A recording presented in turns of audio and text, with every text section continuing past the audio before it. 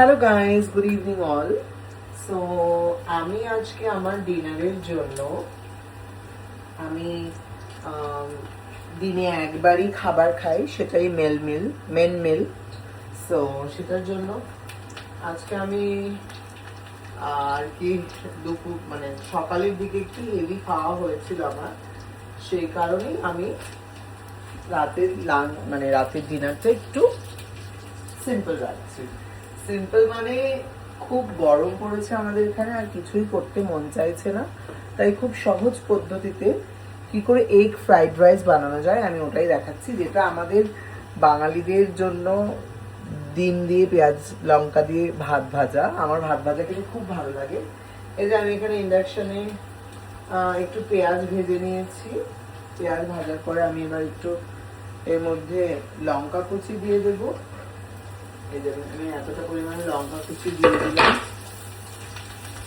লঙ্কা কুচিটা দেওয়ার পরে আমি বেশিক্ষণ এটাকে নাড়বো না, কারণ পেঁয়াজটা অনেকটাই ভাজা ভাজা হয়ে এসছে। এবার কিন্তু আমি এইরকম করে এক সাইডে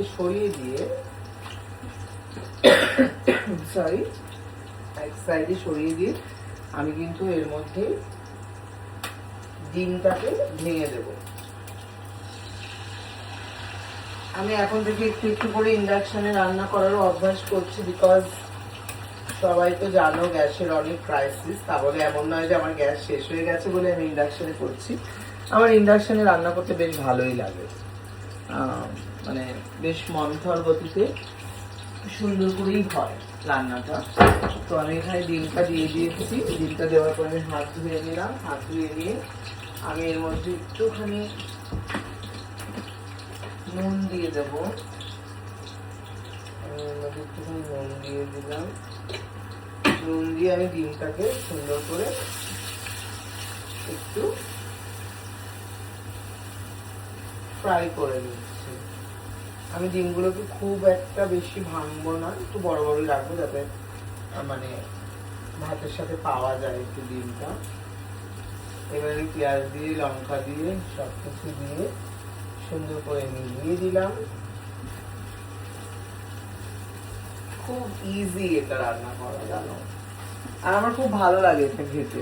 বিলিভ মি, এটা আমার মানে যখন আমার একদমই রান্না টান্না করতে ইচ্ছা করে না, আমার একটু আগে ভাত থাকলে আমি এরকম, এই যে আমি ভাত নিয়ে নিয়েছি, আমি এরকম ভাত দিয়ে ফ্রাই করে নিই। আমার খুব ভালো লাগে। একজন আমি তো এখন একা, তানিশা তো নেই, তানিশা সিঙ্গাপুর গেছে ওর প্রোডাক্ট আনার জন্য।